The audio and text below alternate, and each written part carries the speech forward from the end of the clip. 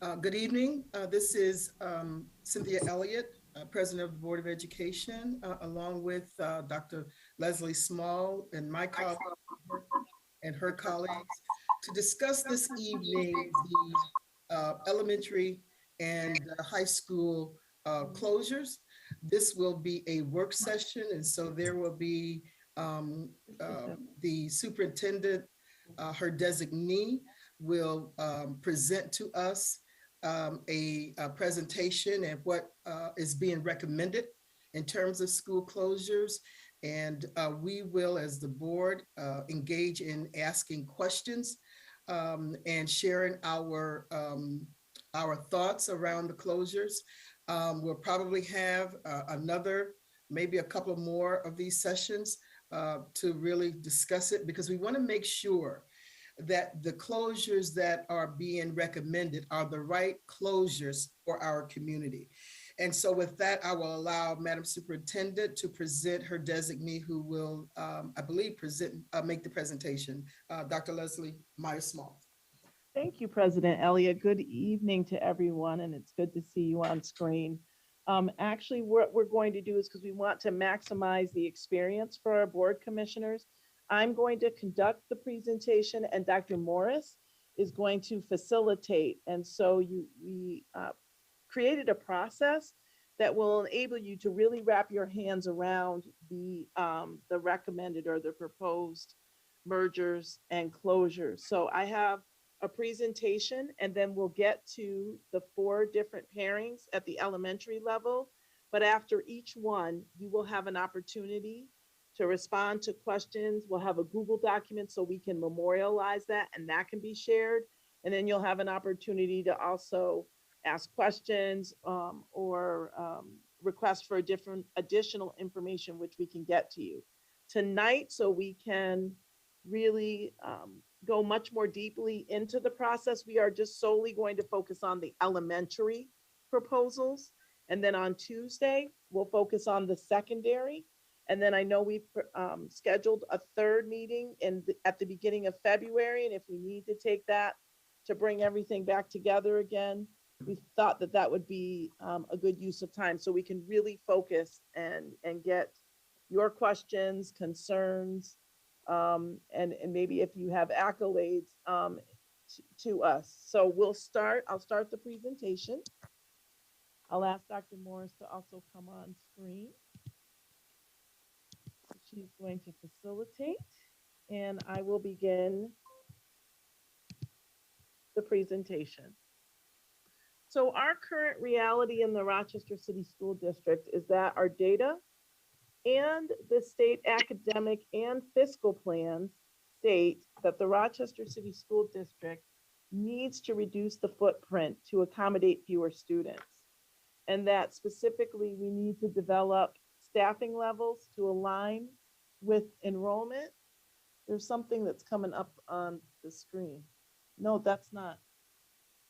Oh, okay. To develop staffing levels to align with enrollment at the school level, to apply contractual formulas for staffing, and to adhere to staffing needs beginning in 21-22. So specifically, the academic plan and the fiscal plan talk about our district should align our resources according to declining student population in order to maximize access to resources and programs in schools. And that was outlined in the academic and fiscal plans in November of 2021. Again, this is not an unfamiliar slide, but this does reflect the most current enrollment as of January 13th, 2022.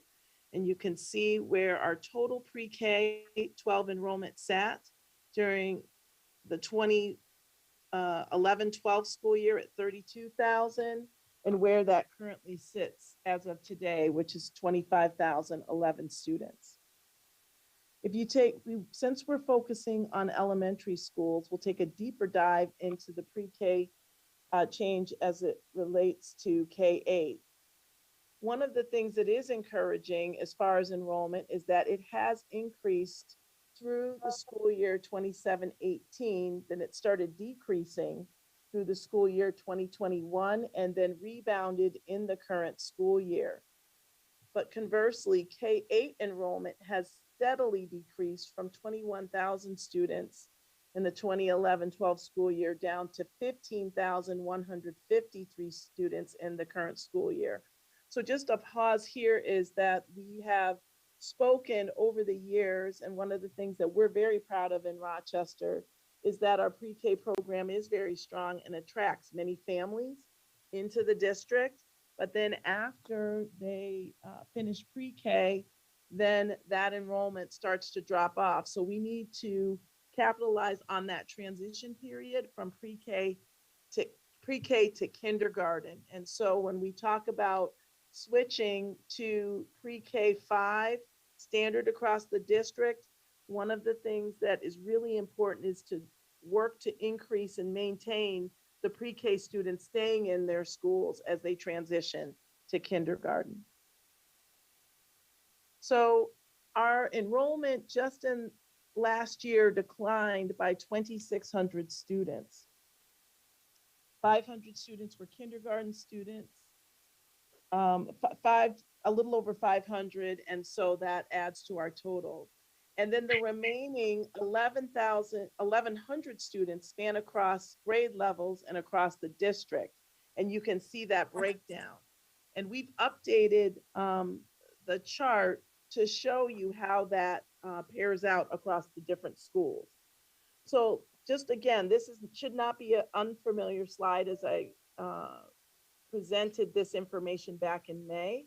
When we look at enrollment projections versus enrollment staff, each year, each of our schools and programs receive an enrollment projection. And so the enrollment projection is based on a point in time enrollment capture. And then the projected enrollment is determined by utilizing a 3-year average grade progression rate, or AGPR.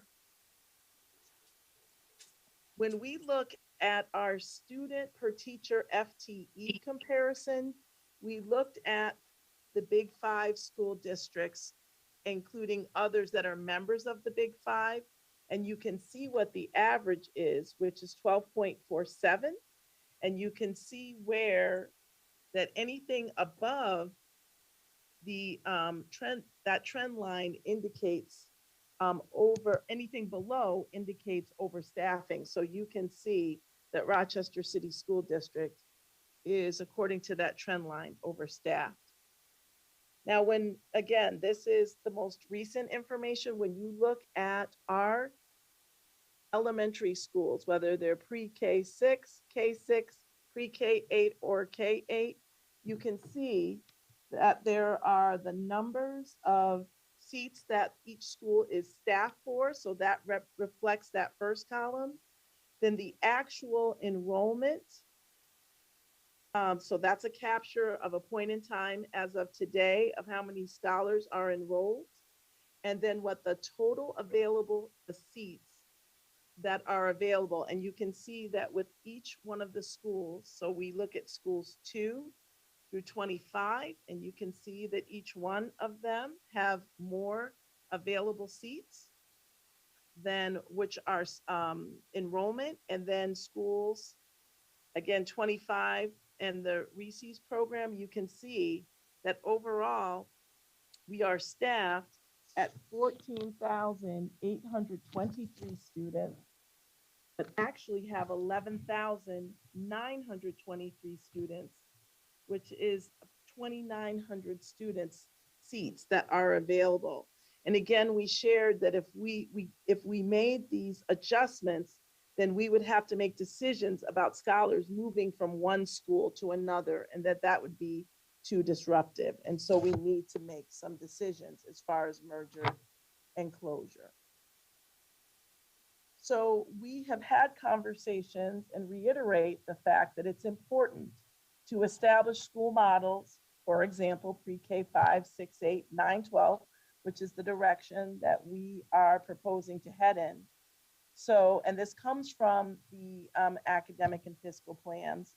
so we can increase opportunities for vertical and horizontal articulation. So maximizing opportunities across grade levels in schools to have curricular conversations, to conduct professional development. We want to also ensure that we can increase academic acceleration. So for example, when students are in middle school, they can start to take high school programming that leads to high school credit accumulation and passing one or more Regents examinations. Facilities consolidation, which we talk about in the presentation, further in the presentation, and fiscal efficiency, which, for example, we can look to um, transportation as far as reducing the number of places that buses have to go to. And we know that we have been facing difficulty as it relates to transportation, particularly this year. And that is another item in the plan that we have to look at, how to reduce transportation costs.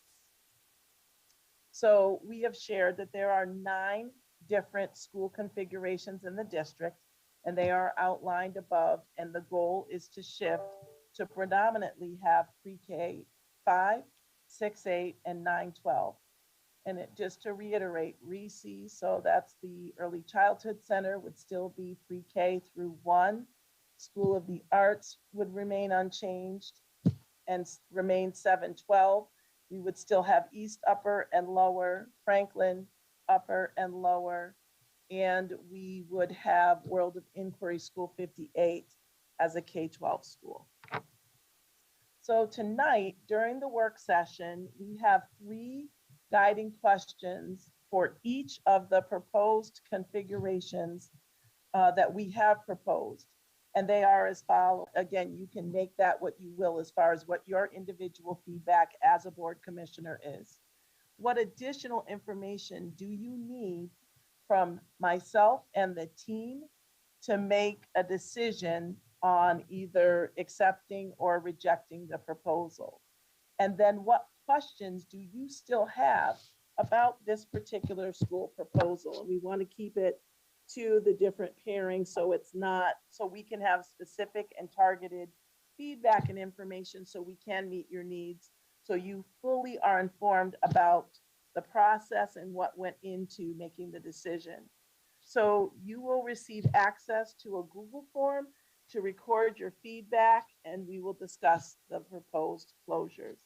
So we'll go through each one of the recommended elementary proposals, and that's what I'm focusing on tonight, give you some background information, and then Janelle will take over the facilitation and lead you through collecting your feedback and getting information from each of you individually, which will lead to collective conversation.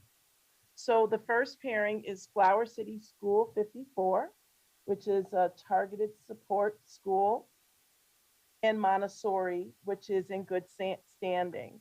The proposal was to close the school, and current K through 6th grade students would participate in the school of choice process. The Montessori school would move to the School 54 campus. The school would become a pre-K through 5 school, and current 5th and 6th grade students at the Montessori school would participate in the school choice process. We are unable to merge these 2 schools because there's not enough space at the Flower City School location. Additional decision-making factors or additional information was that we want to expand a signature program. We did look at the accountability status of Montessori versus the Flower City School, and the Montessori School 53 currently is at the Freddie Thomas campus, and this would allow us to prepare the building to eventually become, because we are shifting to that model again of pre-K 6, 8, and 9, 12.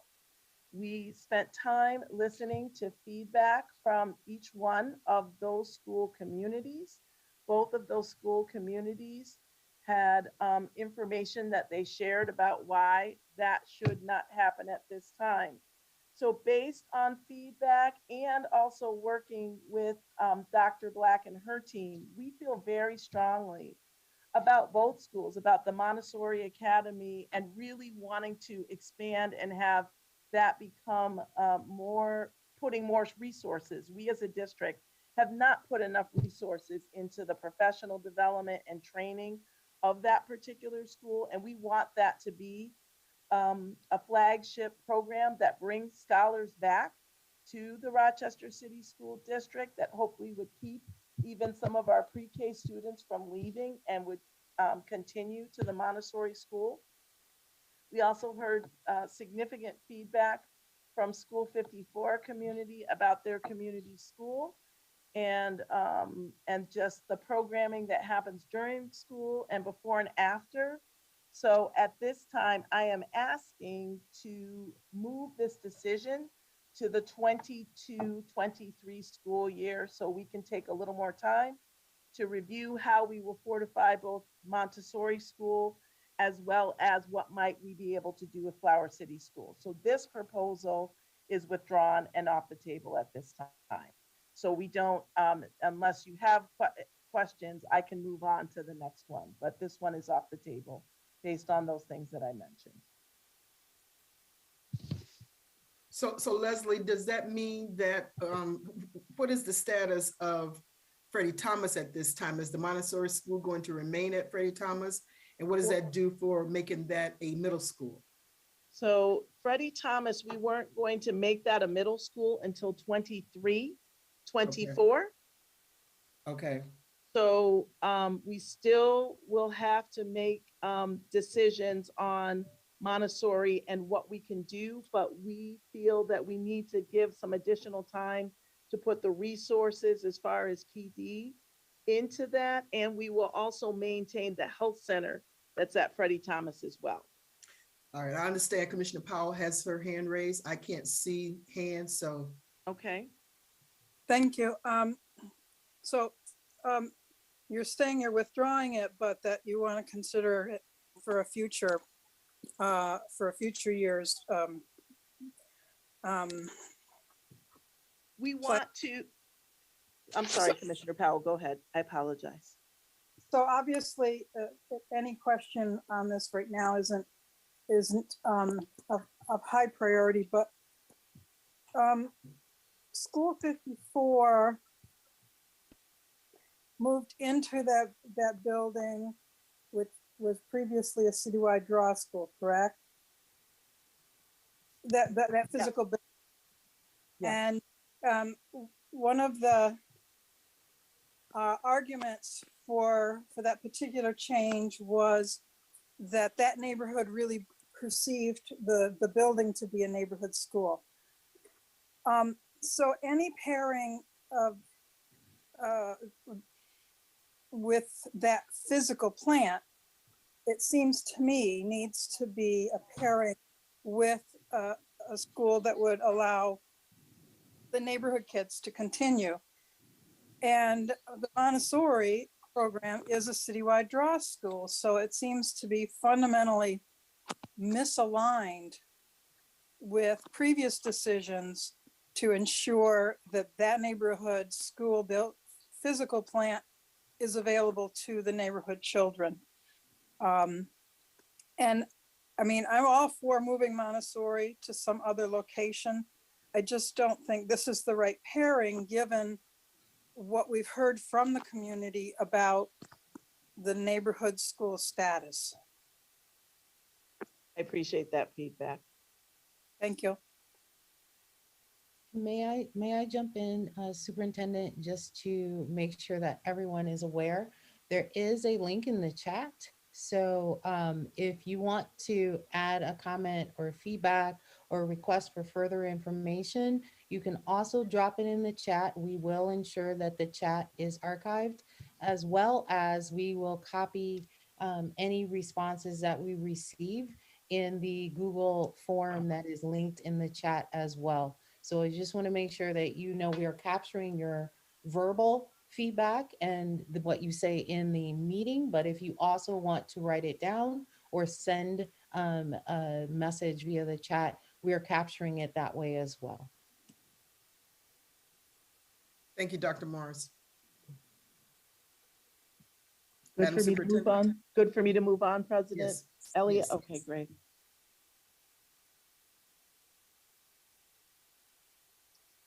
So the next pairing is school 29 and school number 19. The proposal is to school 29 onto the school 19 campus. The school will become a pre-K school, and the GEM program relocates at school 29, would relocate to school number 2. We will also ask for a school accountability review from the New York State Department of Education. And school 19 students can fully merge, again, with the exception of the GEM program, with school 29. Current 5th through 8th graders would participate in the school of choice process. Again, decision-making factors and additional information. These two schools are close in geographical location. The condition of school 29 and the accountability status of school 29. And then the beds code change and there would be a beds code change and the GEM program would move to school 2. There are 30 students currently in K-8, so those students would move to school 2. I know that based on the feedback that we heard, that some of the school community or the school community at 29 is worried about the GEM program, and some commissioners may be worried about the GEM program. That is, again, we're moving based on the FMP, the facility modernizations plan. We can't move the GEM program in to school 19 because of the room specifications that are needed. And that is the only reason why we're not able to do that. But we have a good space. We have spoken with the school principal. He's excited about the possibility, and that school community would be welcomed with open arms at school 2. We would make sure that we took care of those families. The department, the Office of Special Education, would work with those families to ensure that things went smoothly as they transition. We certainly would make opportunities available for visits to the school prior to the start of the next school year. So that's one thing that I want to uplift and share. The other thing that I know that have been concerns is the name of Dr. Charles T. Lunsford, and that Dr. Lunsford was a staple in our community, and there is much pride around that name. And so even though the beds code would shift, the name could stay intact, and we would work with the New York State Department of Education around that, because I've heard that from multiple individuals. So again, just to recap, school 29 would move and merge with school 19. There would be an accountability review on school 29. The GEM program, which is about 30 students, would move together into school 2. They will be welcomed into that school community. And then we will work with New York State Education Department relative to the name remaining intact with that pairing. Janelle, I will now pass it to you to facilitate this portion relative to that pairing. Thank you. So as I mentioned in the last pairing that we discussed, we will have about 20 minutes to talk about the feedback that you may have for this particular pairing. These can be reported either by verbal feedback, or we have the chat or the Google form. So please feel free to add your feedback in any of those areas. And if I see a hand raised, I will call on them. So Vice President LeBron, your hand is the first raised, so please feel free to go ahead and share. Thank you. And I'm driving and I have my kid in the car. And so I just want to say that because I'm heading home, but I will be switching over to the laptop to finish this work session. This feels a little weird for me because we're having some really serious conversations and potentially impacting hundreds of lives all across Rochester. And we're saying we're going to give 20-minute conversations to some of these mergers. It's just weird to me. And I have to just say that on record.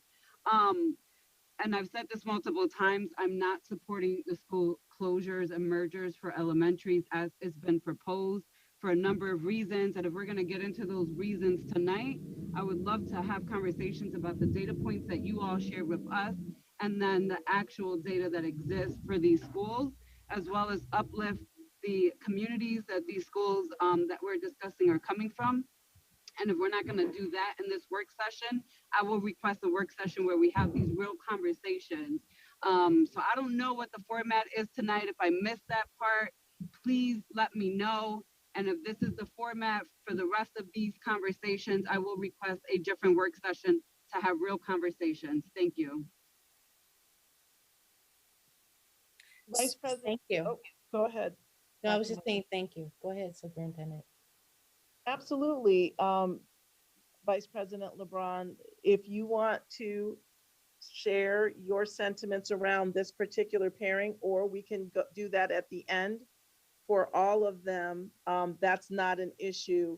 We were trying to really keep it focused so we could look at each pairing because they are kind of separate and apart, but no issues. If you'd like to just wait till you get home or to do that now, we can do it either way, but that is why we're here, is to have the conversations. Thank you very much. President Elliott, your hand was up next. Yeah, so what happens to School 29? Does that go back to the city? No, we're not sending any of the buildings back because remember, we're heading into the third phase of facilities modernization. So we're going to need some swing spaces, and we also need to have conversations as a school community around what that looks like. But not for next year. This building wouldn't go back.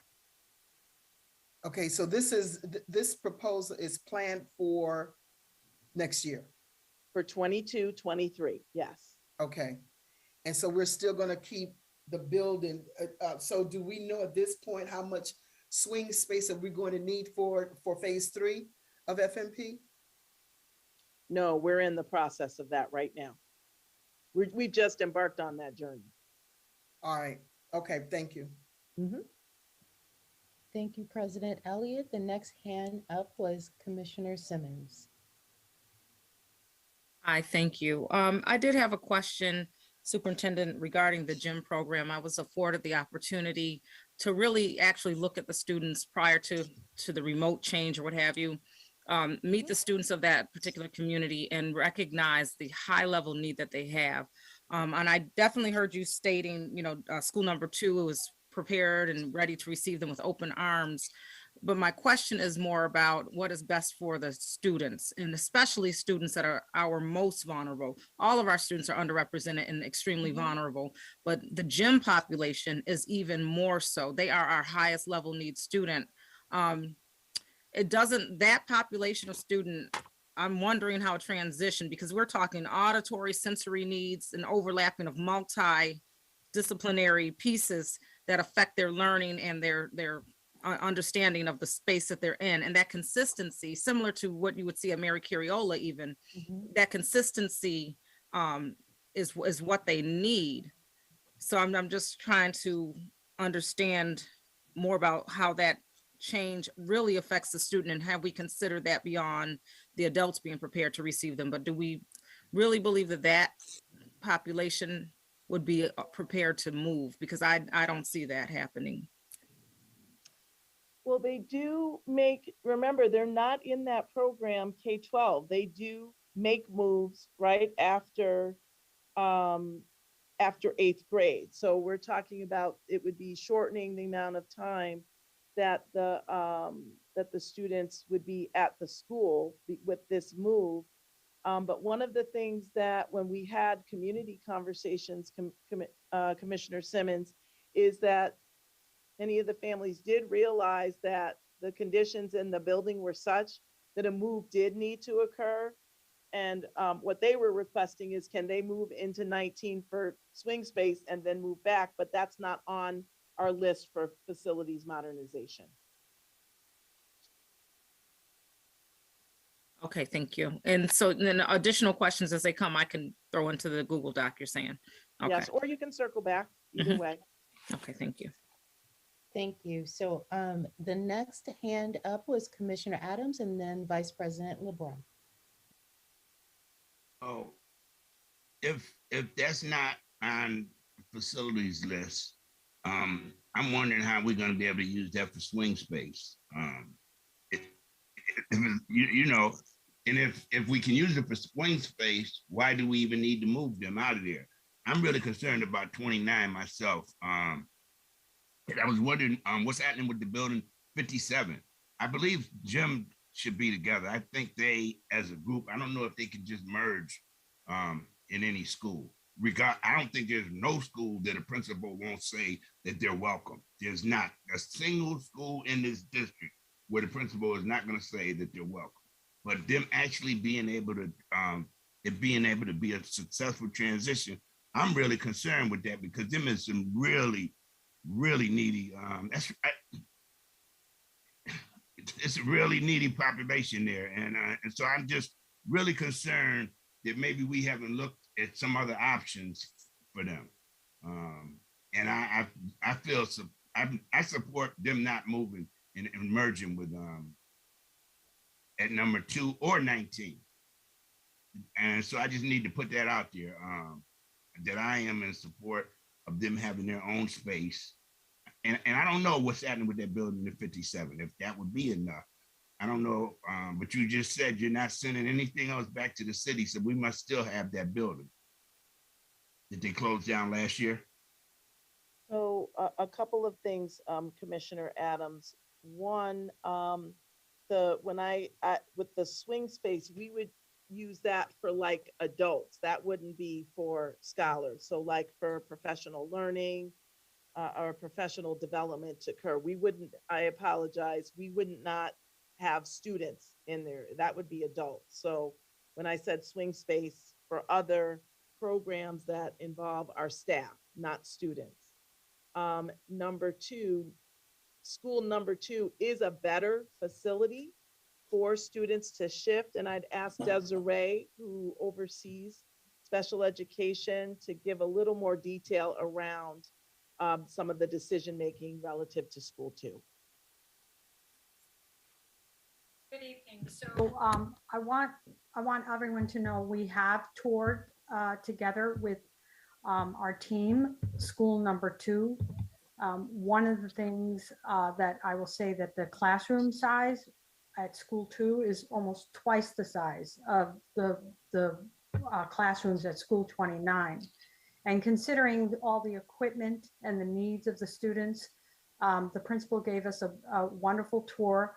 We're sending over our match team and our other related service provider leads to may have done that today, or maybe it's scheduled for tomorrow.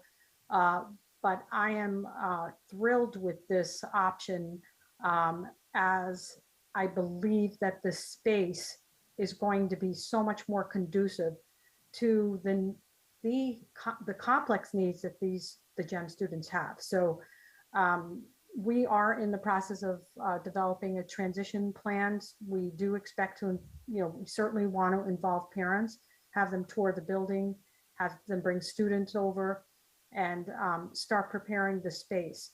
But the school is ready to receive the GEM students, and I think it will be important that they have larger space because of their needs.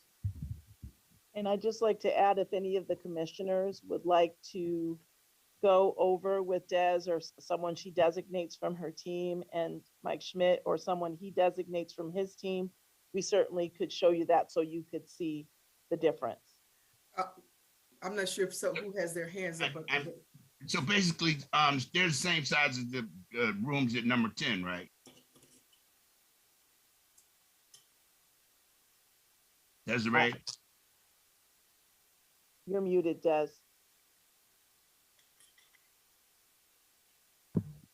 I have not, I know we measured the rooms at school too, but I'm not sure. That's the other thing. So part of what facilities for students with these needs, they require a certain square footage. And if we're going to move, we want to ensure, I've talked to the state ed department as well to say, if you're going to make a move, you should try to reach that 900 square feet for that, involved of students and their physical needs. So I am not sure what the square footage would be at 10, but I'm sure we can get that. Yeah, because that is a citywide school, another citywide program, as opposed to number 2 is not a citywide school, right? No. No. Okay. All right, that's a good one. All right. So I have a question here.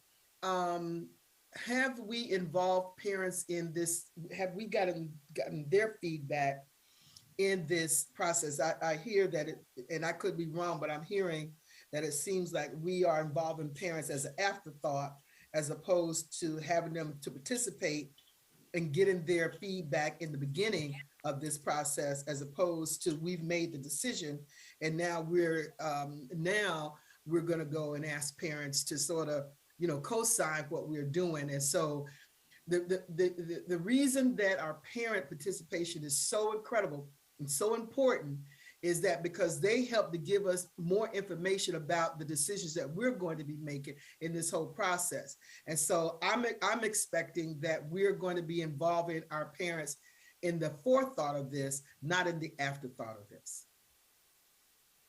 And actually, not only for this program, but for all of our programs, that this is not, we're putting this together and then not including our parents in these conversations.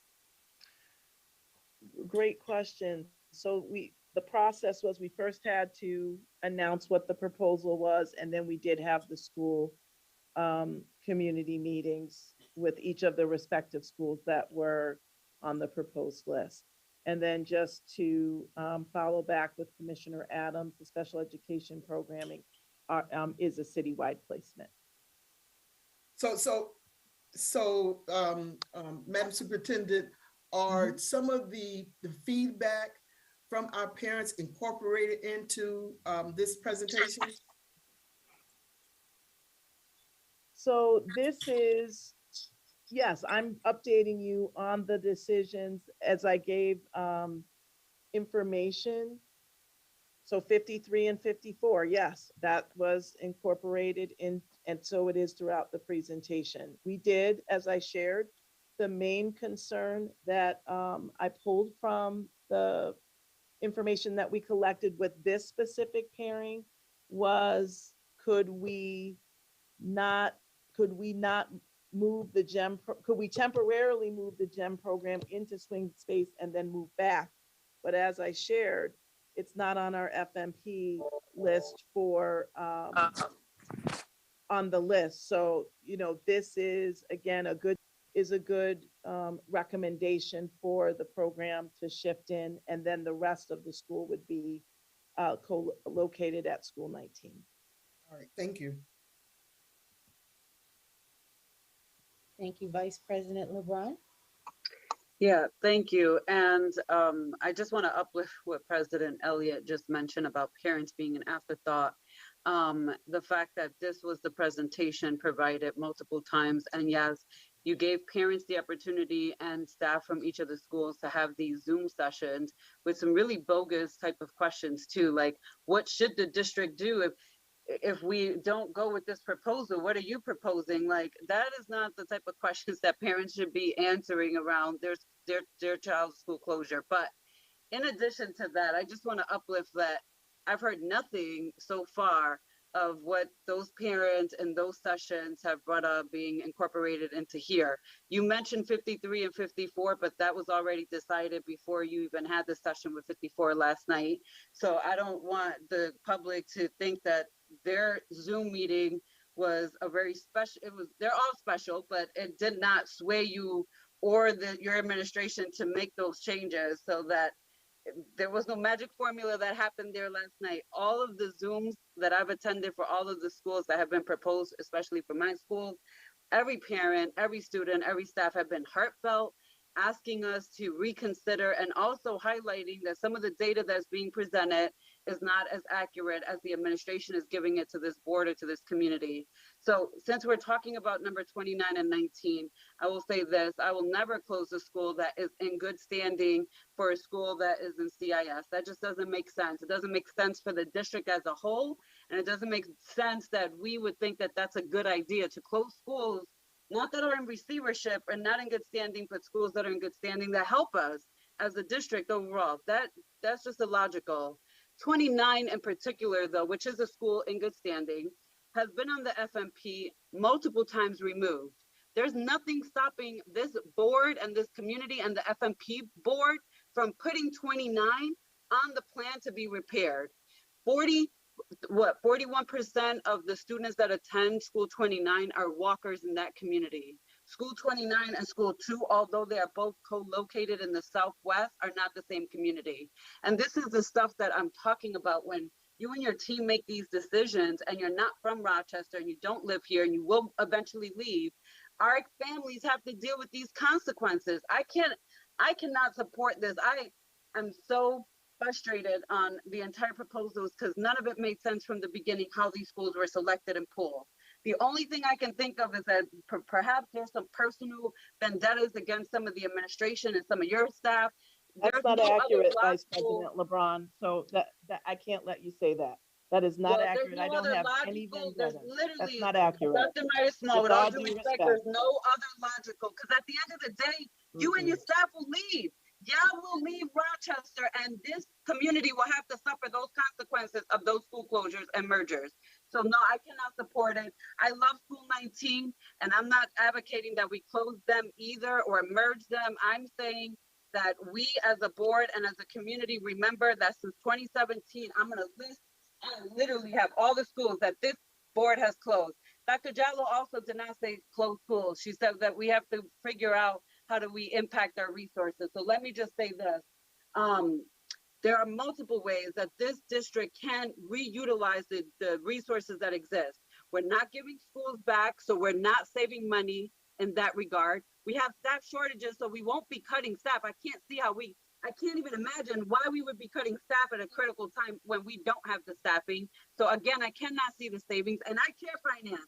I can't see the savings.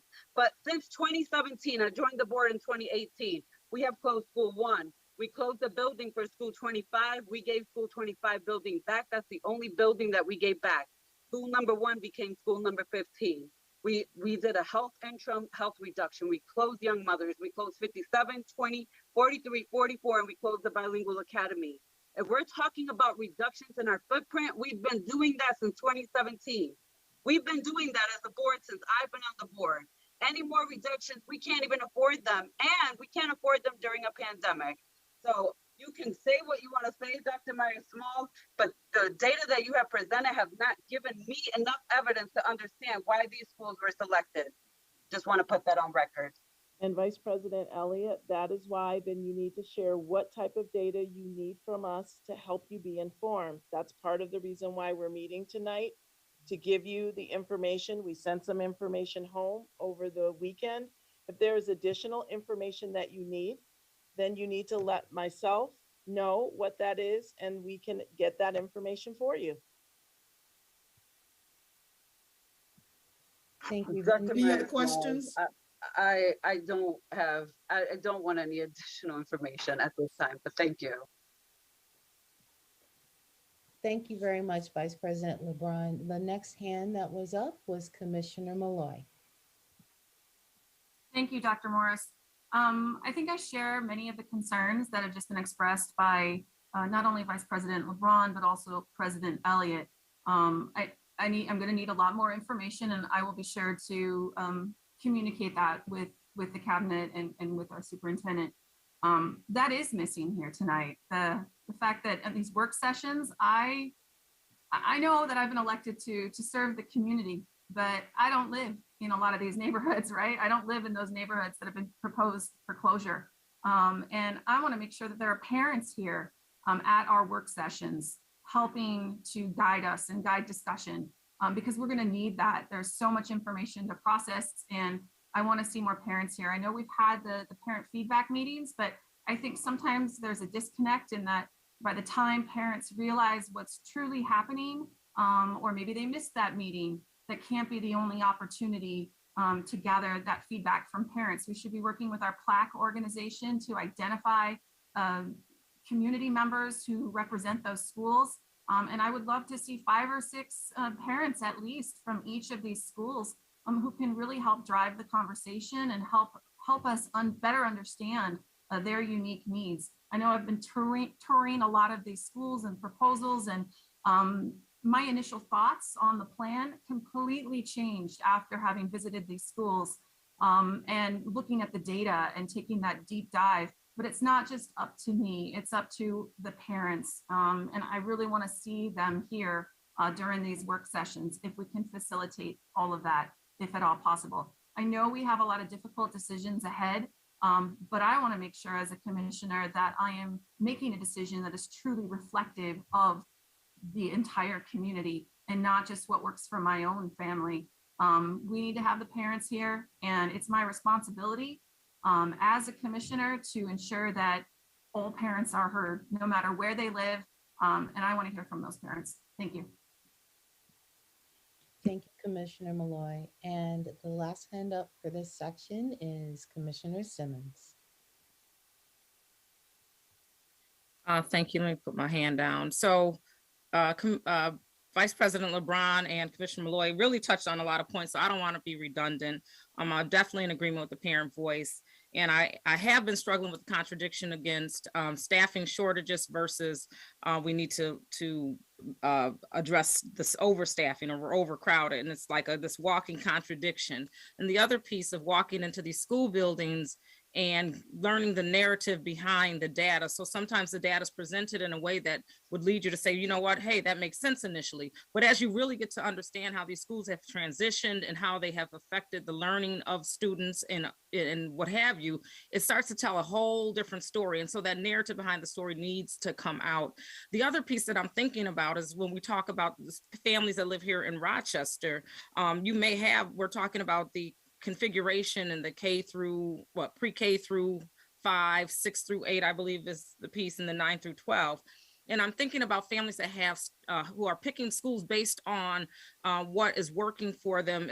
The school might be there and they have this particular grade level configuration. And so they have children that are going to these schools.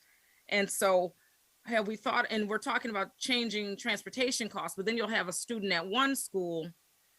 Now we're going to change the school and maybe take the brother and sister and put them across town somewhere. Like how is all of this working? Again, I do think that we need to have those parent voices present, because those are the blind spots that we're missing. When we sit around and talk to each other, we're going to have radio echo, but we need to have these conversations, and they need to be beyond, I believe, the Zoom. That's where the really robust conversations are going to happen.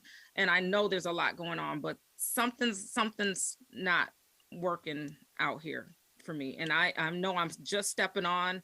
And so I'm sure I'll be sending a litany of questions and trying to get out to these school communities. But those are two of my concerns as well. Thank you so much, Commissioner Simmons. Superintendent? Thanks, Janelle. So the next pairing is School 7 and Rise Community School 106. So the proposal is to close the school.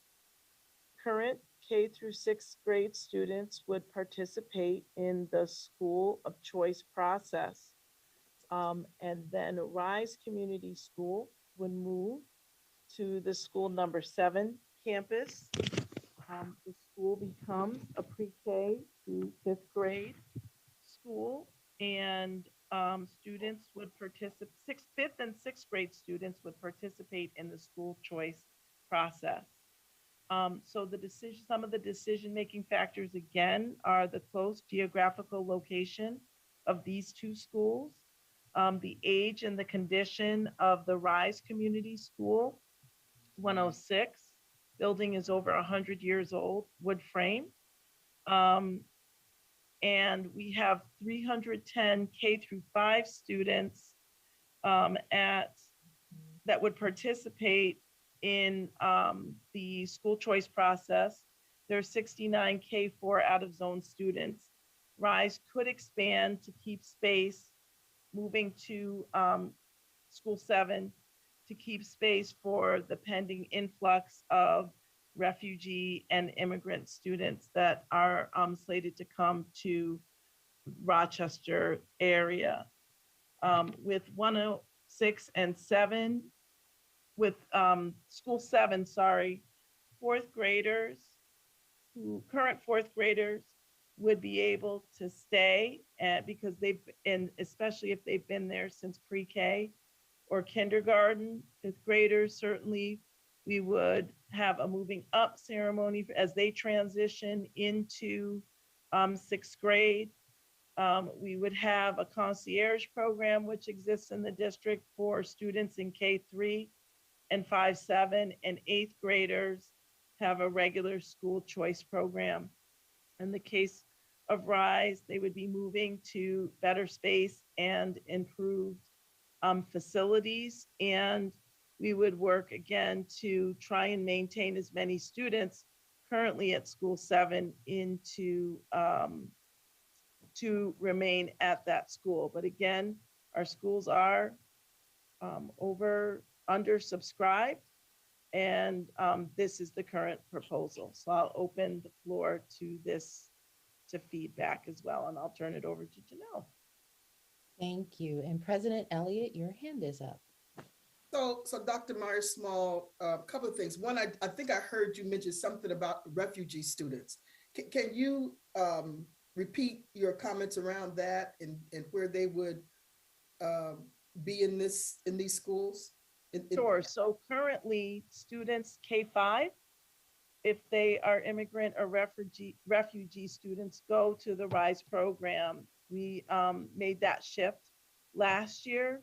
So we would be able to expand K5 students who are immigrant or refugee status at RISE, moving them to, we could add an additional strand with them moving to the 7 school campus.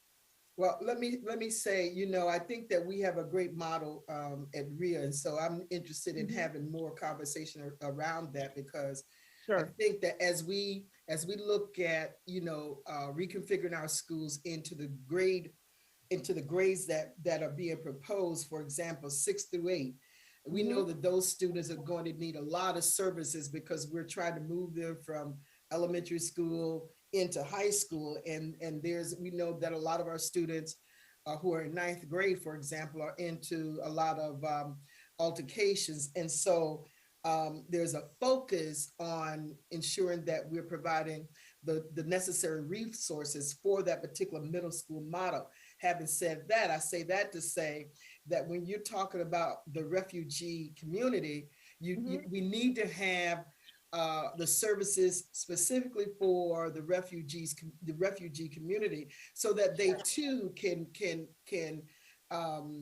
merge into the overall school community within our district. And so, that's going to be more discussion for me. I'm probably not going to be supporting that in that regard.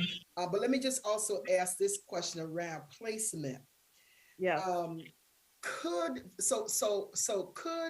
school 7, if our placement office worked it far more effectively than it does, would those students who lived in that community would those students go to school 7 as opposed to being transported around the whole city? So I guess my question is, how many students who live in that community who could perhaps go to school 7 And I'm not talking about trying to not give people choice, but if we're saying, if in our placement office, they have made the decisions to move those students into other areas, other schools, as opposed to them being able to be right there in the school 7 community, then that's an issue with placement, not necessarily that it is low enrollment per se. We have not done our due diligence in ensuring that in placement, for example, and you know, people can, I don't have any problem with getting some pushback from placement, but let me just finish saying what I'm saying. If we were doing, you know, placing them correctly, then I'm wondering if we would have a larger student population in school 7. So I just want to put that out there. I don't expect you to answer all of that, but if you can answer some of that, that would be fine. But just know that I'm interested in ensuring that we have the best services possible for our refugee community so that they can mainstream into our school, broader school community and our city. And that if there are students who have been placed in other schools that are from the neighborhood of school 7, we need to know how many of those students are, meaning that we may not need to close school 7. I will get that information back to you, All right, Janelle, if thank you you. don't mind making sure that that's captured. All right, I'd thank you. appreciate it. Thank you, President Elliott. Thank you very much. And the next hand was Vice President LeBron. Thank you. I just want to, I'm going to pull up some of the data that was sent to us to just have a conversation real quick about what's Did you being want to screen presented. share? You can screen share. You sent it to us in the school profile documents that you sent us around school 7. Okay. I don't know why it's echoing like that, but for school 7, I just want to like highlight that according to this data, there's 399 PK through 5 students that would be impacted by this closure because it's the students, and 106 of those students do not live within the zone. And when we were in leadership at school 7, we discussed how the district places students with special needs based on the spacing available and not necessarily the fact that these kids live within that zone. So that's something we ourselves have done. And we did it most recently at school 7 and placed students there, 480 students. The actual building capacity data that you gave us, that's weird because there's not enough classrooms to fill 624 students. So, you know, you're giving us a fire safety code number. And then in addition to that, there's the current staffing of 572. I thought that was a little odd too. Again, we have 480, the building holds 624. It's not this dramatic amount of space that's available or that we're lacking in this particular building. But I just wanted to uplift that because I know for a fact that school 7 is not the only school where the district has placed students based on special needs or even ELL, even if they don't live within that zone. And now we're trying to bring back our kids and say they have to go into the zones and busing. And that, again, that is not a real plan and that doesn't make sense. And we're not returning buildings. Again, we're not saving money. So I just wanted to uplift around school 7. I also want to uplift that school 7 is one of those schools that would be in good standing had it not been the fact that they were in a swing space and that we denied them expanding kindergarten, and that we also then told them when we moved them back from the swing space that they couldn't expand, but also COVID, because they were on a trajectory to be out of CIS status. RISE, on the other hand, this district has spent a ridiculous amount of money, and I will actually ask to have an audit done on the amount of money that this district has paid for RISE. So RISE was the school that was also had a state appointed monitor, which we just voted on a few months ago to finalize the rest of her contract. But we had a appointed monitor over that school. We spent a ridiculous amount of money. I'm talking about literally almost like 2 million men. I just know the resolutions that were coming out of RISE. And this is nothing against that school community. We just put a new leader in there. So they don't have stable leadership. The students In terms of the data points for where those students are at academically, they cannot match where school 7 students are at academically. They can't. And RISE is only in good standing because we closed the school and reopened it. That's it. They don't have stable leadership. They're only in good standing because we closed them and reopened. These are the games I don't want to play around our schools and our school communities. And this is not to downplay RISE, because I want the community that RISE serves to have RISE as a school. We put a lot of money and investment and staff in that investment, and to take that away from them, I would not want to do that. But I also will not do it at the expense of school 7 in particular. That's all. Thank you, Vice President LeBron. It would be Commissioner Malloy and then Commissioner Adams. Thank you so much, Dr. Morris. After visiting School 7, I was made aware that they only have currently, I believe, 2 sections of kindergarten. I think we have 2 at each grade level, but they have 3 sections of pre-K. And if our goal as a district is to ensure that we're creating feeder programs and patterns for our families so that they can transition from pre-K and remain in our district, I have to question at that school in particular the effect that having only 2 sections of kindergarten at school 7, the effect that that has on, I think they draw most of their pre-K from the surrounding neighborhoods as well. So that's really concerning to me when, you know, families who, that's an anchor school for that neighborhood, they're going to select kindergarten options and they can't get their kids in for kindergarten onward. And so then naturally they have to look elsewhere. Those types of systems or setups in our district, it's not just happening there. And I think those are the types of things we should be looking at when we're creating either mergers, et cetera. How are we expanding for our parents? How are we ensuring that they can remain in the same school from pre-K through 6, right? So that was one of the concerns. I also was made aware that at school 7, they have a huge special education population, and I don't remember what that percentage was, but I believe it's higher than the district's population. Yet they have among the highest gains in the district on standardized tests. And so I'm just really concerned and think that we need more information. We need the parents here. I mean, we need to create a program that is going to ensure growth from that neighborhood and not drive our families away from stability. Thank you. I'm going to ask Chief of Schools Carmine Feluso to respond to your questions, Commissioner Malloy. Just to respond to pre-K and the special education numbers, when school 7 transitioned back to their new campus from where they were at Jefferson, they were not filling their seats. And that's where, and I think Commissioner Vice President LeBron alluded to this, extra classes around special ed were placed there when we were looking for placement. The same thing was true with pre-K at the end of last year when we were looking for additional pre-K spots. Because 7 had the room, we placed additional pre-Ks there. It wasn't as so that the transition would be 4 classes, 4 classes, 4 classes. It was just we needed another spot for certain pre-Ks, and Principal Lincoln was willing to take on those additional classes because they had the space.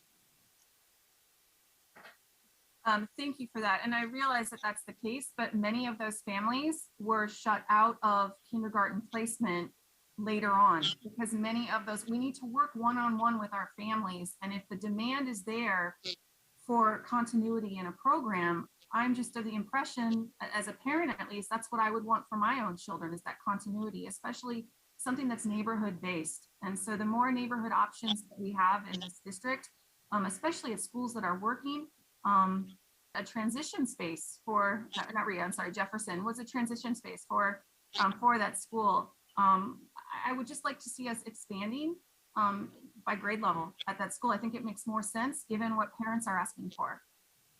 And it hurts me to find out that people were not allowed that, or that it hurts me that people were shut out of a neighborhood option for pre-K or kindergarten rather.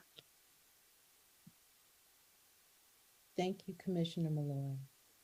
Commissioner Adams, your hand was up next.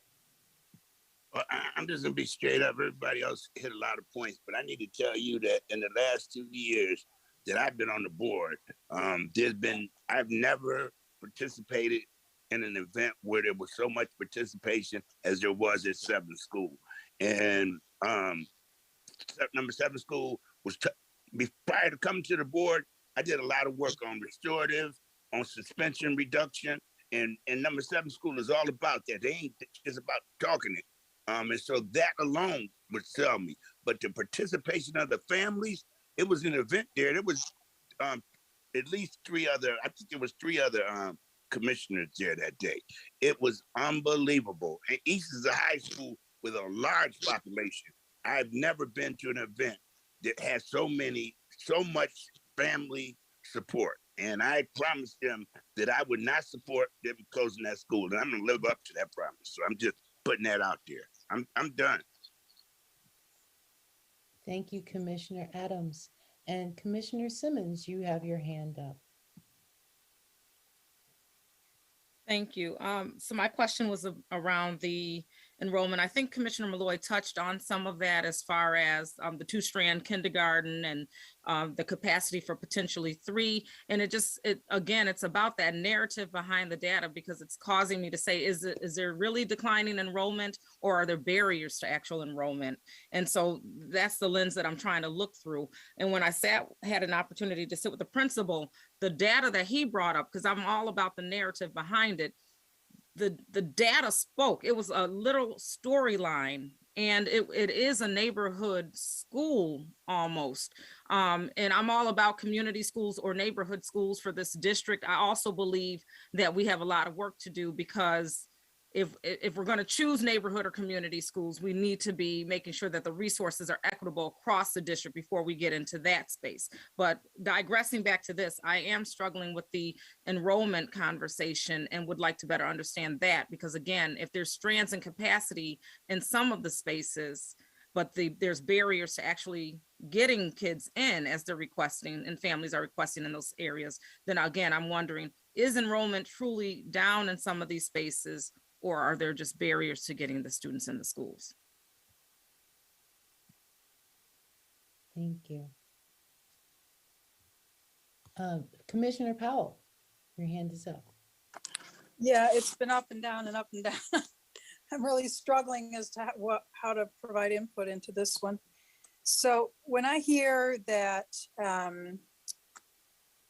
pre-K seats were made available at School 7, but not enough seats in kindergarten for all the pre-K to move up, and simultaneously, or more or less simultaneously, seats at higher grade levels were unfilled, so that special ed programs were moved in there because they had the space.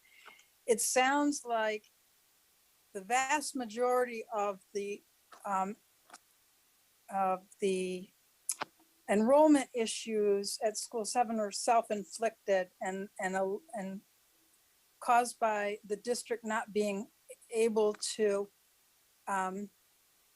not being flexible enough to respond to that shift from the swing space into their permanent home and plot out a future that made sense. A lot of what Commissioner Simmons said points directly to that. On a more global basis, though, we approved a contract back in, I don't know, I think it was September, for MTG consultants to look at the whole question of zone boundaries, district boundary, school boundaries, and the whole managed choice thing. It seems to me that some of these decisions would be better informed by having the result of that work. Now, was it the expectation with that contract that they would be finished with the work in time for a January 31st decision according to Dr. Jallo's deadlines? Or is this presentation supposed to be satisfying that December 31st deadline?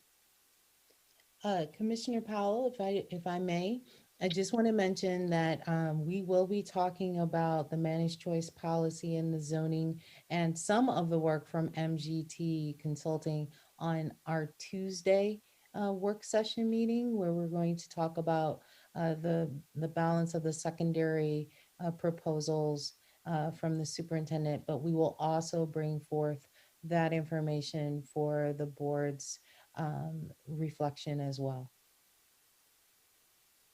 So their work is done? So they have a district level view work that we are using to form the information that we're bringing forth on Tuesday, and they will have the balance of the work done before the end of the month. Thank you. You're welcome. Commissioner Malloy. Thank you. I'm wondering if there's any way we can go back a few slides in the presentation to how the numbers were calculated for the maximum or for class sizes. Because I know like contractually, maximum class size in elementary is between 24 and 26 students per class. And at the high school level, I'm hearing numbers of between 28 and 33 students per class. I'd like to know how those numbers were determined by the district. Did you use the lower end of that or the higher end? What numbers were used to make those calculations? I can send that to you. We had one of our administrators who did that work, and we'll get that right out to you. Okay, thank you. All right. Thank you very much. Superintendent.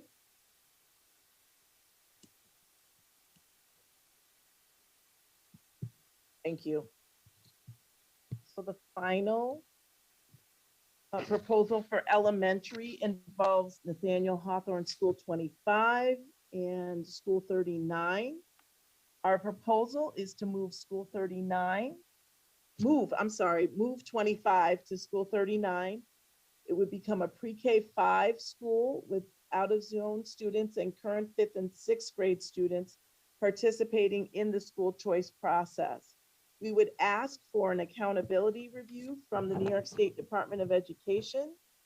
Current students can attend school, but out-of-zone students would participate in the school of choice process. We are able to merge both of these schools because they do fit onto the School 39 campus. Additional information is signature programming in School 25, which is the STEPS program, but also School 39 has they've done some significant work relative to culturally responsive. And so we'd be able, culturally responsive education, so we can merge and really take the best of those two programs and put them together. We looked at accountability status because of Nathaniel Hawthorne's standing, but again, remember, state ed does make the final determination. We would prepare the building where Nathaniel Hawthorne currently sits to become a middle school, which is the Freddie Thomas campus. And then we would keep the beds code for School 25, and we would discuss the name of the school. So again, School 25 and School 39 can merge together. We can, we would shift that to be K5. We would do an accountability review, and we would consider the name of that new facility. What questions you have for that, Perry?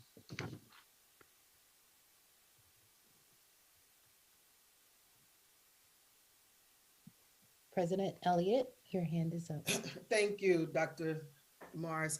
My concern with all of this, well, one of my concerns is, for example, if we're moving Nathaniel Hawthorne School 25, which is a school of good standing, over to School 39, which is a TSI school, my concern is that the work that has been done over at 25 school can somehow be compromised if you still have the same staff, the same, I don't know about the same leadership over at school 39.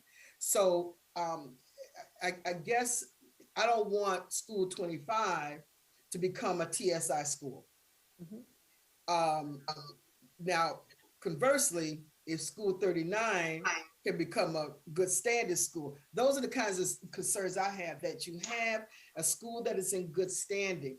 But if you have the same environment, same staff, same, circumstances, whatever the lack of support for that school, or whatever the circumstances may be at school 39. And this goes for the other schools that we're going to be replacing, that you all are proposing to replace, those schools that are in good standing. I'm just concerned that I don't know if we have, if this has been thought through such that if school 25, let's just use this as an example, if school 25 were to merge with school 29, would that accountability status be compromised? Because if you're going to continue with some of the same people over at school 39, and let me just, put it out there. I'm not necessarily saying it's the people, but we've got an accountability status of TSI, but we got an accountability status for 25 as a good standing school. How is that accountability status going to remain if we don't? And let me just use this term, and forgive me for using this term, if we don't gut it from the resources that are there, or the people that were there, and put the people who are in school 25 and the leadership who's at 25 over at 39. That's my concern, that, when we are looking at changing these schools so that we can have more schools in good standing and less schools that are in need of support with regard to its accountability status, it may jeopardize those schools that are in good standing. Okay. Janelle, can you just talk a little bit about accountability status? Yes, absolutely. Thank you, Superintendent. So for this particular decision and all the decisions that are being proposed, we had an initial conversation with State Education Department, but we would have further conversations with them. And part of the elements that they consider in determining accountability status of the schools in the proposed configuration is looking at the ratio of students in particular groups. They look to see their performance on prior state assessments, and they use all of the information, including potential classes, potential curricular and instructional strategies. They look at all of the configuration of the proposed school to come up with a determination of the accountability status for the proposed school. So in this case, they would look at the proposed configuration of the combination of 25 and 39 to come up with a proposal of what they believe the accountability status would be of the new school. Yeah, but catch what I'm also saying. It's about the work, not only about the status, but is the level of work that they did at school 25 that put them in good standing is going to also transfer over to school 39, so that school will be in a good state. And if we're talking about moving one, I miss if so school 39 will become school 25. Correct. Is that what you're saying? Okay. So, but if we're still, I don't know if all of the staff and the resources that are currently at 25 are going to be moved over to school 39. So that's an issue, and I think that it may threaten the accountability status of school 25. That's my concern. That while we're thinking that we may be moving more into a district that is more in good standing, for lack of a better term, it may end up backfiring on us. So that's for your consideration. Thank you. Thank you, President Elliott. Commissioner Malloy, your hand was up next. Thank you. So for me, this is really a no-brainer as I look at this.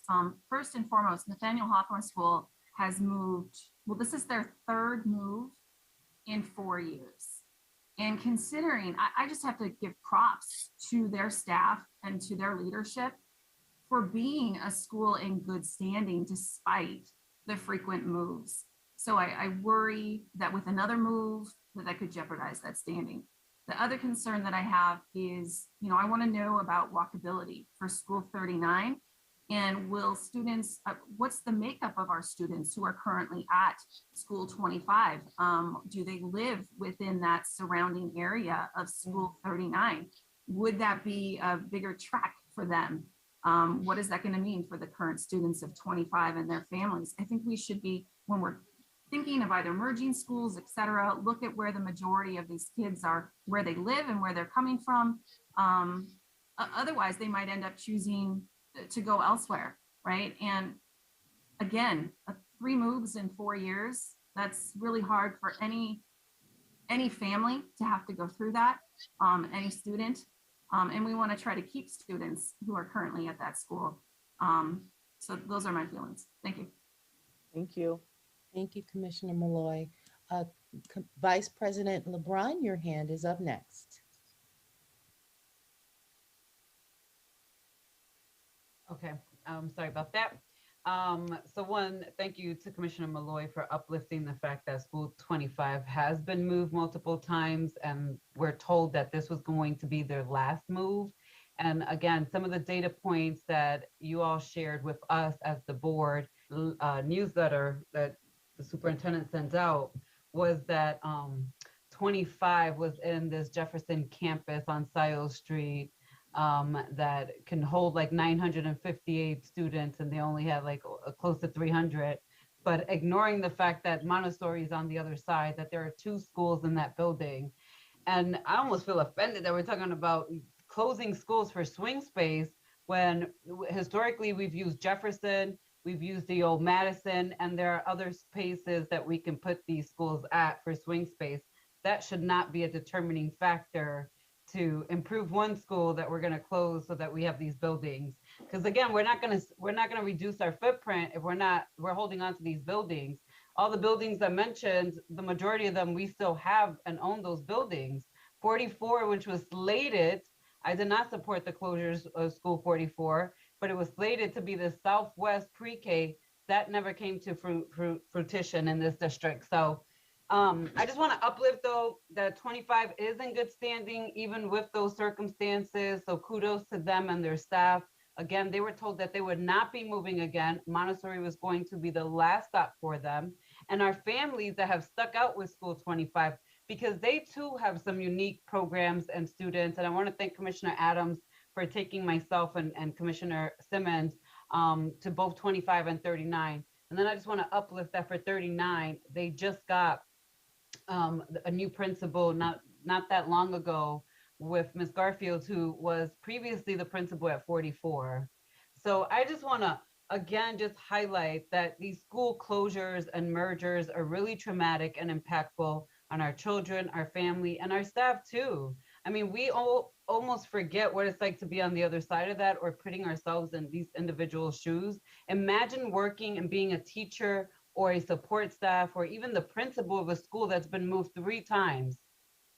And you then have to like tell these families, oh yeah, we're gonna be moved over here. And I know what that's like as a parent because the district, before I ever joined the board, closed I've gone through 2 school closures as a parent. One, I always say this, when I was dirt poor and I didn't even have a driver's license, so I was walking and catching the bus.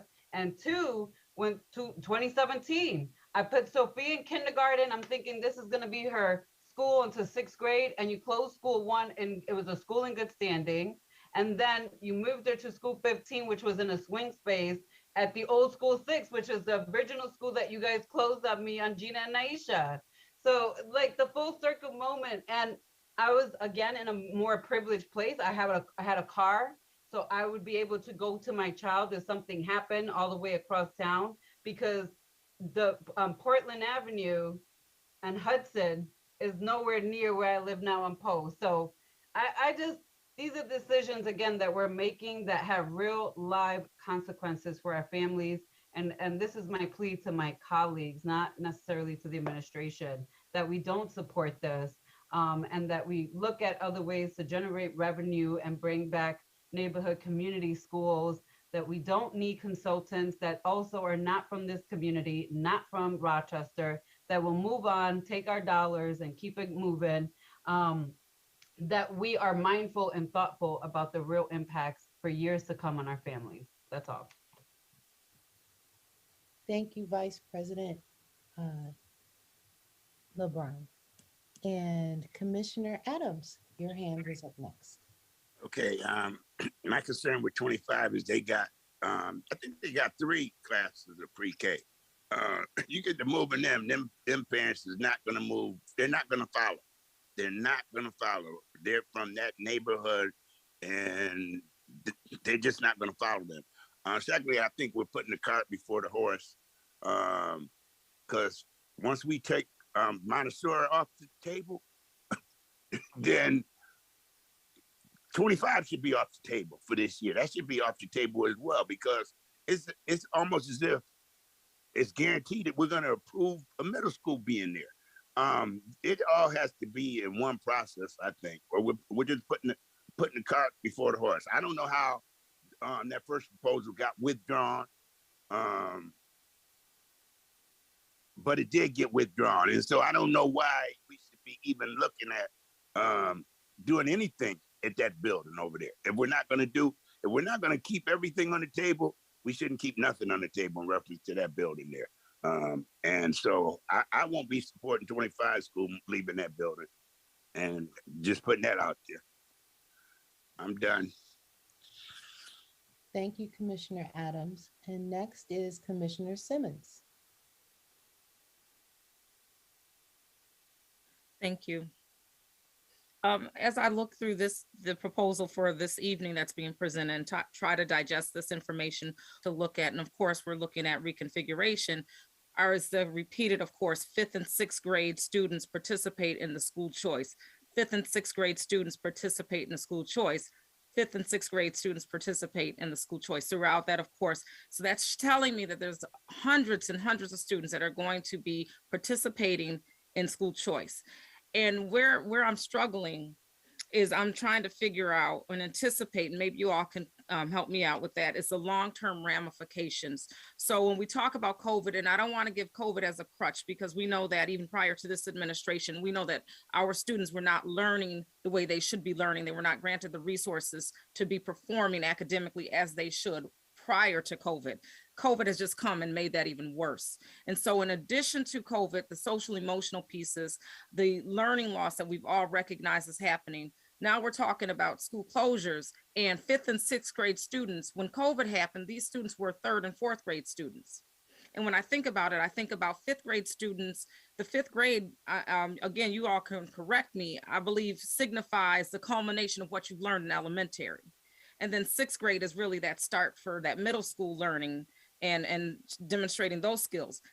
But these kids were in 3rd and 4th grade and experienced tons of learning loss. Would they even be ready for this type of change? Like, this is the ramifications and long-term effects of changing students right now. Sometimes it's one of those things where just because you can doesn't mean you should. And that's what I'm trying to wrestle with right now.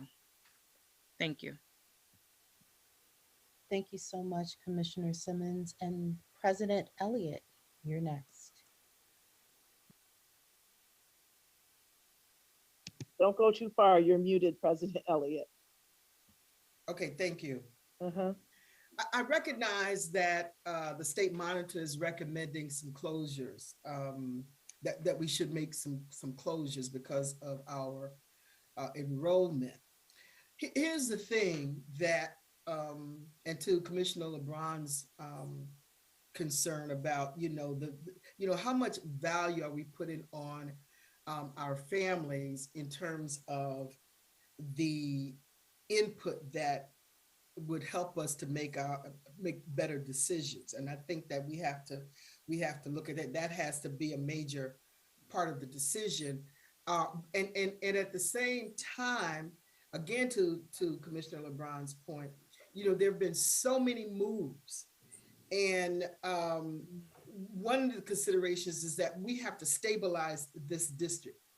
And over the years, we have just been closing schools and closing schools. And, every time we get a new superintendent, there are, reconfigurations in terms of the instructional model, the building models, the buildings and what have you.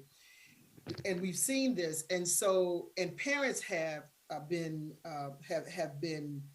the subject of this. They've been having to move things around on a personal level. Is there a way that we can meet the recommendations of what the state monitor is recommending, and but take into consideration that there be some alternatives? Because as I'm hearing, we've got commissioners, including myself, who are concerned about this particular reconfiguration presentation. And, I think as we move through this, you all have got to think about, Dr. Myers-Small, what is the alternative to this? So I'll just put that out there. Don't need you to respond right now, but, we need to look at what else can we do if the board does not approve this plan. Thank you. I think that's a great question, President Elliott, because we recognize that these are challenging, difficult decisions that need to be made. And so as we move forward, if there is some other creative thinking that we can apply to this, we are very open to that as far as moving forward. And so again, these conversations are really good, and getting your feedback is really helpful for my team all to be on to hear. So we can try, and if there's something differently or some type of alternative that we can apply, absolutely. And I would just, because everyone is on this call, Sure. Keep in mind the community, keep in mind the parents. That needs to be the highest priority when we make these kinds of decisions. Not the only priority, because we know that we have, fiscal constraints, but Right. it cannot be ignored, and it cannot be, as I've said earlier, an afterthought. Thank you. Thank you. Thank you, President Elliott. A hand is up from Commissioner Adams. It is here. When we think about closing schools, we need to really look at receivership schools. And I'm gonna say this here, and people know I love 10 schools, but 10 schools should have been on the table. They're in receivership. They're a citywide school. They require every single person in there can get transportation. They're not helping the busing situation at all. And it's not even on the table. So I just think we need to have a look at this thing through a different lens. No school with good standing. And like I said, one of my favorite schools should have been on the table. 10 schools should have been on the table, and it ain't. So that's what I'm saying. I'm done. Thank you, Commissioner Adams. Superintendent, there are no more hands up at this time. Thank you. So as we conclude, and we certainly can have additional conversations should additional conversation or feedback, and certainly we want to take your feedback as far as next steps, because Tuesday is just 2 days away and we have the holiday in between.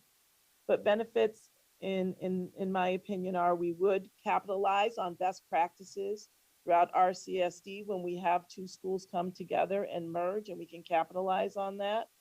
We also know that we have FMP funding that's coming in, and the work moving forward and the plans were around providing state-of-the-art learning spaces for students, first and foremost, for our teachers and staff and families. This does, again, help us to have some better management of transportation, of reducing the number of schools. the buses are going to, and it is the consolidation of resources. And so again, difficult choices. Um, Moving forward, we are very open to your feedback, continue to be open to the feedback. And then as we move forward to Tuesday, where we're going to focus on secondary, I was hearing some things that you were saying that you would like to have moving forward, but I am concerned about the quick turnaround time of having just Friday, and then we're off on Monday, and then Tuesday evening we have another session. So I would want to have just some brief conversation about that as far as Tuesday. And then additional components that we could try and manage to incorporate into a future presentation or presentations. Sorry, my throat is sore.